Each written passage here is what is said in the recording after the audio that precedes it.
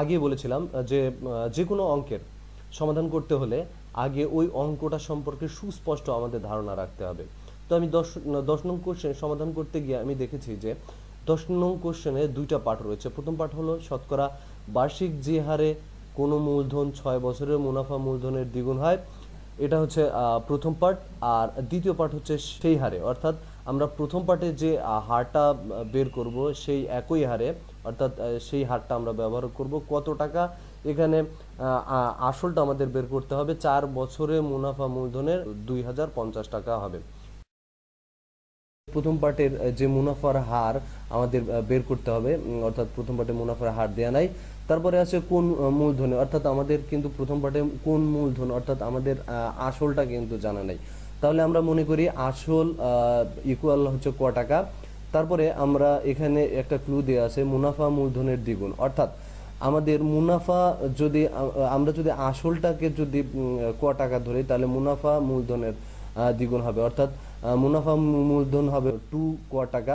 তারপরে আমরা মুনাফা আসল থেকে যদি আসল বাদ দিই তাহলে আমরা মুনাফা ইকুয়াল পাবো হচ্ছে 2 ক বিয়োগ ক টাকা ইকুয়াল হচ্ছে ক টাকা।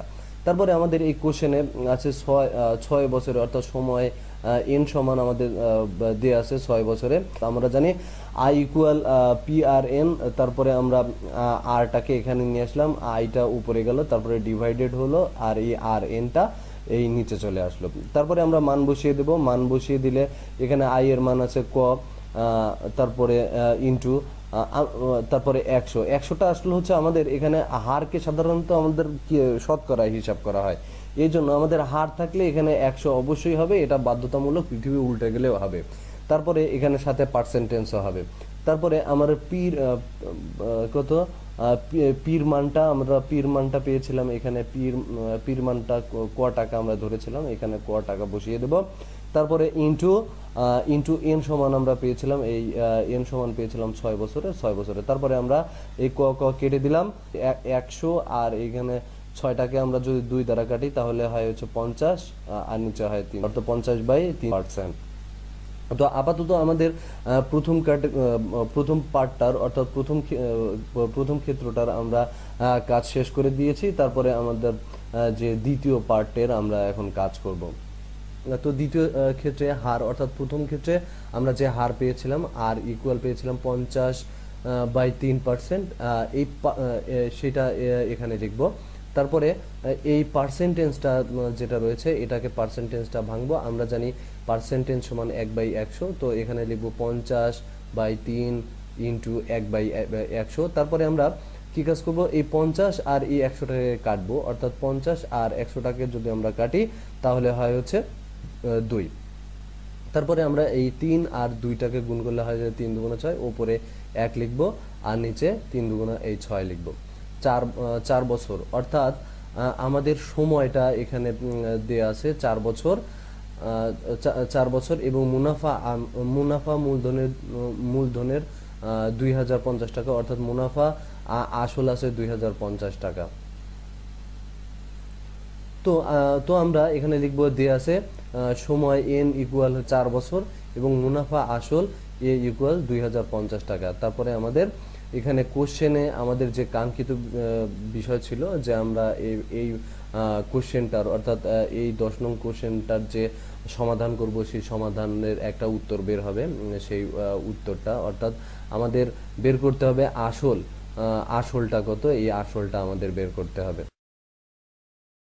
আমরা জানি এ ইকুয়াল পি যোগ আই, অর্থাৎ আমরা মুনাফা আসল ইকুয়াল আসল প্লাস মুনাফা। তো আমরা এখানে বা লিখবো এ ইকুয়াল আর হচ্ছে পির জায়গায় এখানে পি যোগ আর এখানে আই সমান আমরা এখানে লিখবো পি আর এন। তো আমরা আই সমান এখানে সাইড নোট দিয়েছি I equal P R N, অর্থাৎ আই সমান আমরা এটা লিখতে পারি। তারপরে আমরা এই দুটার মধ্যে পি রয়েছে, পি দুইটা কমন নিলাম, পি দুইটা কমন নিলে হয় 1 যোগ আর এন, তো আমরা 1 যোগ আর এন লিখলাম। তারপরে এই পিটাকে এখানে লিখলাম, তারপরে এখানে এ লিখলাম, তারপরে এটাকে ভাগ করে দিলাম 1 যোগ আর এন, এটা হয়ে গেল। তারপরে আমরা লিখলাম যে এর মানটা বসাই দিলাম, এর মান আমরা দ্বিতীয় ক্ষেত্রে দেয়া ছিল যে 2050 টাকা, তো 2050 বসিয়ে দিয়েছি, তারপরে একটা লিখেছি, এখানে যোগ ছিল, তারপরে এখানে আর সমান আমরা পেয়েছিলাম 1/6 ইন্টু এখানে এন সমান পেয়েছিলাম 4, অর্থাৎ 4 বছর পেয়েছিলাম, তো এটা বসিয়ে দিয়েছি। তারপরে আমরা এইটা আর এই 4 আর 1টাকে আমরা গুণ করে দিয়েছি, তো গুণ করে দিলে হয় হচ্ছে 4/6। তারপরে আমরা এই 1 যোগ 1 4/6 এই দুইটার মধ্যে আমরা এই লসাগু করব। লসাগু করলে আমাদের হয় কি, আমাদের লসাগু করলে হবে হচ্ছে 6, তারপরে এখানে হয় হচ্ছে 6 যোগ 4, এখানে 6 যোগ 4, তো আমরা এখানে লিখলাম। তারপরে এই 6 আর 4 আমরা যোগ করলে হয় 10, তো 10 লিখলাম। তারপরে আমরা কি জানি যে আমরা যদি ভগ্নাংশের এখানে ভগ্নাংশ থাকে, ভগ্নাংশ অর্থাৎ এটাকে যখন আমরা গুণ করব তখন এই লব হর হয়ে যাবে, হর লব হয়ে যাবে, তারপরে অর্থাৎ এখানে 6টা উপরে চলে যাবে, 10টা এখানে চলে যাবে, অর্থাৎ ভাগ করলে আমাদের উল্টে যায়। তো আমরা উল্টে তারপরে এটা লেখার পরে আমরা 10 আর এখানে 2050 টাকাকে যদি 10 দ্বারা এখানে কাটি তাহলে হয় হচ্ছে 205 হয়। তারপরে এই 6 আর 205কে আমরা যদি গুণ করি তাহলে হয় হচ্ছে 1230। সুতরাং আসল 1230, যা আমাদের উত্তর।